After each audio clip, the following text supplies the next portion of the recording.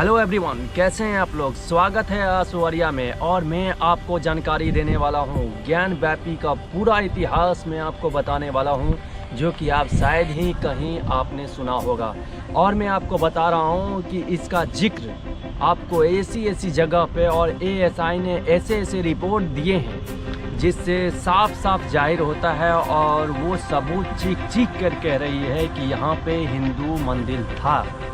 और मैं आपको जानकारी दे दूं, ये एक ऐसा शहर है जो विश्व का सबसे पुराना नगरी कहा जाता है, और ये शिव जी के त्रिशूल पर बसा हुआ काशी है। हाँ जी हाँ दोस्तों, काशी एक ऐसा शहर है जहाँ पे भगवान शिव खुद प्रकट थे। और मैं आपको जानकारी दे दूं कि इसका जिक्र सबसे पुराने वेद पुराण, रामायण, महाभारत, स्कंद पुराण में भी है, और 18 पुराणों में सबसे बड़ा स्कंद पुराण है, जिसके लेखक हैं महर्षि व्यास जी।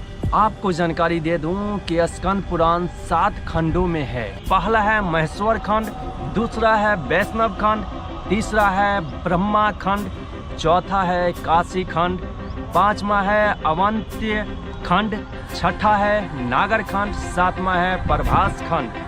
और इस 7 खंडों में काशी खंड में विश्वनाथ मंदिर का जिक्र किया गया है। वेद पुराण क्या कहता है? स्कंद पुराण का काशी खंड ज्ञानव्यापी को लेकर ये कहता है कि स्कंद पुराण, जिसके बारे में कहा जाता है कि 5वीं शताब्दी से 8वीं शताब्दी में ही लिखा हुआ है, और काशी खंड के 34वें अध्याय में 36, 37, 38 और 39 श्लोक में ज्ञानव्यापी के बारे में बताया गया है। और क्या बताया गया है, चलिए जानते हैं। 36वें श्लोक में कहा गया है कि विश्वेश्वर के दक्षिण में ज्ञानव्यापी स्थित है, और नंदी का मुंह मस्जिद की ओर है। होने का मतलब जानते हैं, वहाँ शिवलिंग था। 17वां अध्याय में लिखा गया है कि इति ज्ञानम ममो धम भूतम ज्ञानव्यापी छनातम छनातनम। इसका मतलब जानते हैं क्या है? ज्ञानव्यापी के क्षण मात्र के दर्शन से ही मनुष्य को जीवन में सारा ज्ञान का संचार हो जाता है। ज्ञानव्यापी का अर्थ आपको बता दूं तो ज्ञान प्लस व्यापी, यानी ज्ञान का मतलब होता है शिक्षा, व्यापी का मतलब होता है कुआं, ज्ञान का भंडार। समझ गए ना? अब चलिए जानते हैं। इससे पहले मैं आपको जो जानकारी दे रहा था, ये आपको हाइलाइट्स बता रहा था ताकि आप इसके इतिहास के बारे में जान पाएँ। और जो कहते हैं ना कि यहाँ पे पहले से ही मस्जिद है, तो बता दूं हमारा तो इतिहास इतना पुराना है कि उस वक्त शायद मुझे नहीं लगता है कि मस्जिद का नामो निशान होगा, इतना पुराना है। और मैं आपको पूरे इतिहास में लेके चलता हूँ। अब चलते हैं 500 साल पहले, इतिहास यानी 1000 साल पहले भी कह सकते हैं। तो चलिए अब जानते हैं पूरी इतिहास की कहानी। तो चलिए जानते हैं ज्ञानव्यापी मस्जिद विवाद का इतिहास। इतिहासकारों का मानना है कि 1194 में मोहम्मद गौरी काशी स्थित मंदिर को लूट कर तुड़वा दिया था। फिर से जब मंदिर बना लिया गया तो 1447 में जौनपुर के शकीर सुल्तान मोहम्मद शाह द्वारा मंदिर को तुड़वाकर मस्जिद बनवाई गई। हालांकि इसको लेकर मतभेद है कि तब मस्जिद नहीं बनी थी, क्योंकि कुछ का मानना है कि 1669 में औरंगजेब के आदेश से तोड़कर यहाँ पर मंदिर के आधे हिस्से पर जामा मस्जिद बनाई गई। हालांकि मस्जिद को अलग से बनवाकर मंदिर की नींव और मलबे का ही इसमें उपयोग किया गया था। मंदिर टूटने और मस्जिद बनने के 125 साल तक कोई मंदिर नहीं बना था। इसके बाद साल 1735 में इंदौर की महारानी देवी अहिल्या बाई ने ज्ञानव्यापी परिसर के पास काशी विश्वनाथ मंदिर बनवाया। ज्ञानव्यापी मस्जिद का पहला जिक्र 1883 से 84 के राजस्व दस्तावेजों में जमा मस्जिद ज्ञानव्यापी के तौर पर दर्ज किया गया है। 1809 में हिंदू समुदाय के लोगों द्वारा ज्ञानव्यापी मस्जिद को उन्हें सौंपने की मांग की।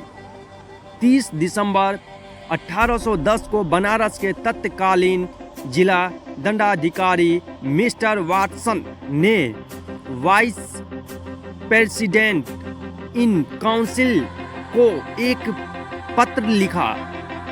ज्ञानव्यापी परिसर हिंदुओं को हमेशा के लिए सौंपने को कहा, लेकिन यह कभी संभव नहीं हो पाया। 1936 में दायर एक मुकदमे पर वर्ष 1937 के फैसले में ज्ञानव्यापी को मस्जिद के तौर पर स्वीकार किया गया। 1984 में विश्व हिंदू परिषद ने कुछ राष्ट्रवादी संगठनों के साथ मिलकर ज्ञानव्यापी मस्जिद के स्थान पर मंदिर बनाने के उद्देश्य से राष्ट्रव्यापी अभियान चलाया। 1991 में हिंदू पक्ष की ओर से हरिहर पांडे, सोमनाथ व्यास और प्रोफेसर राम रंग शर्मा ने मस्जिद को और संपूर्ण परिसर में सर्वेक्षण और उपासना के लिए अदालत में एक याचिका दायर की। मस्जिद सर्वेक्षण के लिए दायर की गई याचिका के बाद संसद ने उपासना स्थल कानून बनाया। तब आदेश दिया कि 15 अगस्त 1947 से पहले अस्तित्व में आए किसी भी धर्म के पूजा स्थल को किसी दूसरे में नहीं बदला जा सकता है। फिर 1993 में विवाद के चलते इलाहाबाद हाई कोर्ट ने स्टे लगाकर यथाहित कायम रखने का आदेश दिया।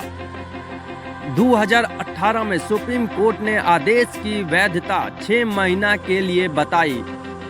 2019 में वाराणसी कोर्ट में फिर से इस मामले में सुनवाई शुरू हुई। 2021 में फास्ट ट्रैक कोर्ट ने ज्ञानव्यापी मस्जिद के पुरातात्विक सर्वेक्षण की मंजूरी दी।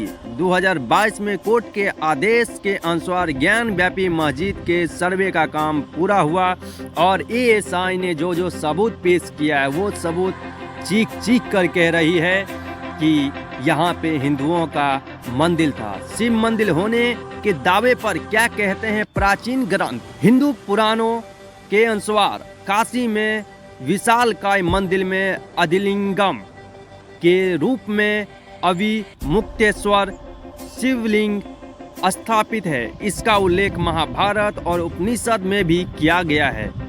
ईसा पूर्व 11वीं सदी में राजा हरिश्चंद्र ने जिस विश्वनाथ मंदिर का जीर्णोद्धार करवाया था उसका सम्राट विक्रमादित्य ने अपने कार्यकाल में पुनः जीर्णोद्धार करवाया था। शिव पुराण और लिंग पुराण में 12 ज्योतिर्लिंगों के बारे में उल्लेख मिलता है, जिसमें काशी का ज्योतिर्लिंग प्रमुख माना गया है। भगवान शिव के त्रिशूल की नोक पर बसी है शिव की नगरी काशी। भगवान शंकर को यह गद्दी अत्यंत प्रिय है, इसलिए उन्होंने इसे अपनी राजधानी एवं अपना नाम काशीनाथ रखा है। विष्णु ने अपने चिंतन से यहाँ एक पुष्करणी का निर्माण किया और लगभग 50,000 वर्षों तक वे यहाँ घोर तपस्या करते रहे। पतित पावनी भागीरथी गंगा के तट पर धनुषाकारी बसी हुई है जो पाप नाशनी है। कथित मस्जिद और नए विश्वनाथ मंदिर के बीच 10 फीट गहरा कुआं है जिसे ज्ञानव्यापी कहा जाता है। इसी कुआं के नाम पर मस्जिद का नाम पड़ा।